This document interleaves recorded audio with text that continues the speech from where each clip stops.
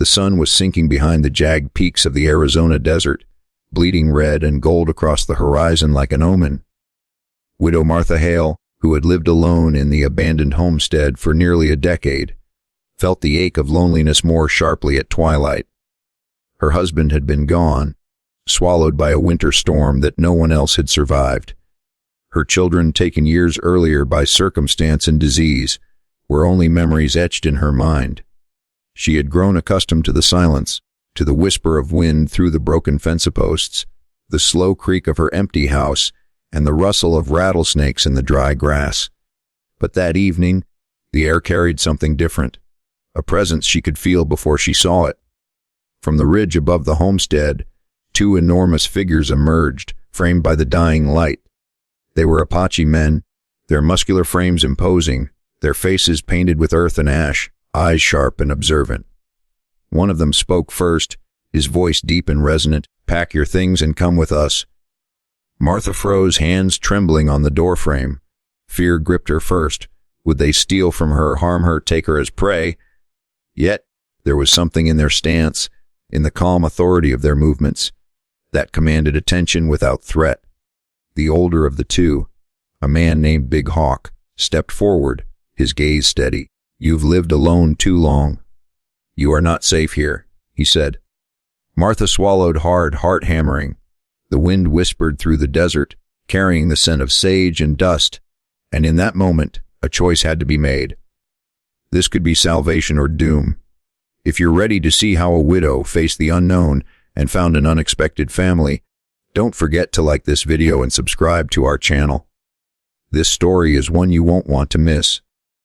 Martha moved slowly, gathering what little she possessed into a worn satchel. The Apaches watched patiently, their presence silent but powerful, like living shadows. She followed them down the rocky slope, the desert stretching endlessly before them, a canvas of reds and golds fading into purple twilight. Every step reminded her how long she had been isolated, how long she had survived without help. Her body ached, not just from the climb, but from years of bearing the weight of solitude and grief.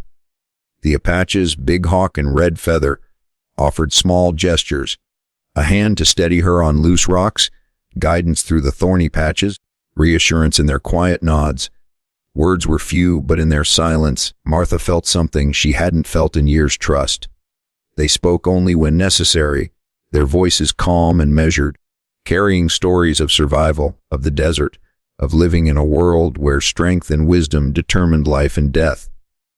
She began to understand that they were not there to take her by force, but to guide her, to protect her. Night fell over the desert and the stars appeared, twinkling like distant campfires. Martha looked at the two men, seated on a ridge above her, keeping watch. They had seen the dangers of the open desert many times, dangers that would have swallowed her in a single night. For the first time in years, she felt the fragile flicker of hope. She felt alive, even as her legs ached and the cold seeped into her bones. By dawn, they had reached a canyon that seemed almost hidden from the world, carved by time into protective cliffs.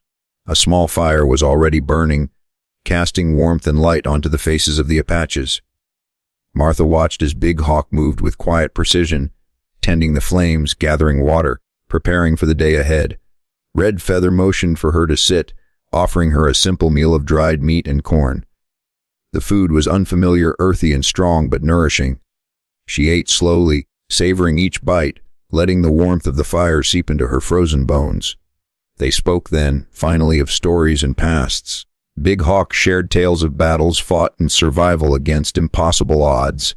Red Feather spoke of the desert's beauty and cruelty, teaching Martha that every shadow could hide danger or protection. She listened, heart aching at the contrast between the life she had lost and the world opening before her.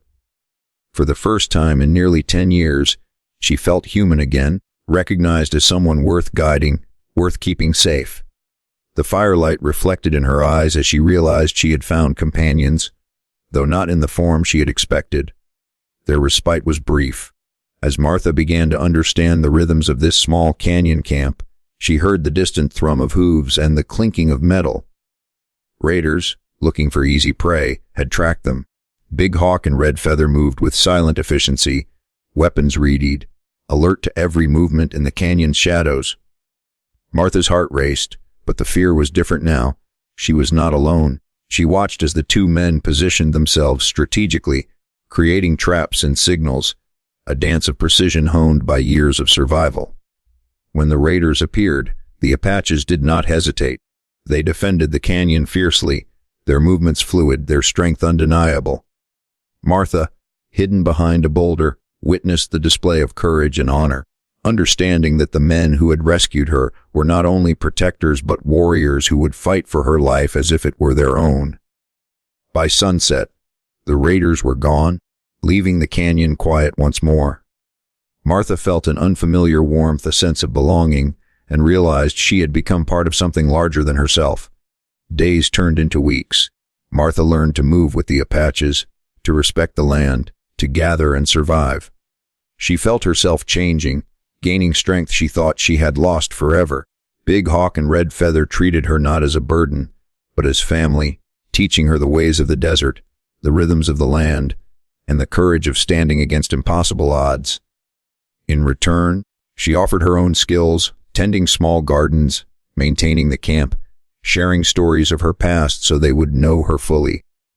One evening, as the sun dipped below the canyon walls, Martha sat by the fire and realized she no longer felt alone. She was surrounded by warriors who had become guardians, friends, and family. Her heart, long closed, had begun to open again. She had been given a second chance, not as a widow, not as someone forgotten, but as a woman who belonged. The Apaches had not only saved her life, they had shown her how to live it fully once more. And if you've ever wondered how courage, trust, and the kindness of strangers can change a life, make sure to like this video and subscribe, because stories like this remind us that family isn't always born. It's sometimes found in the most unexpected places.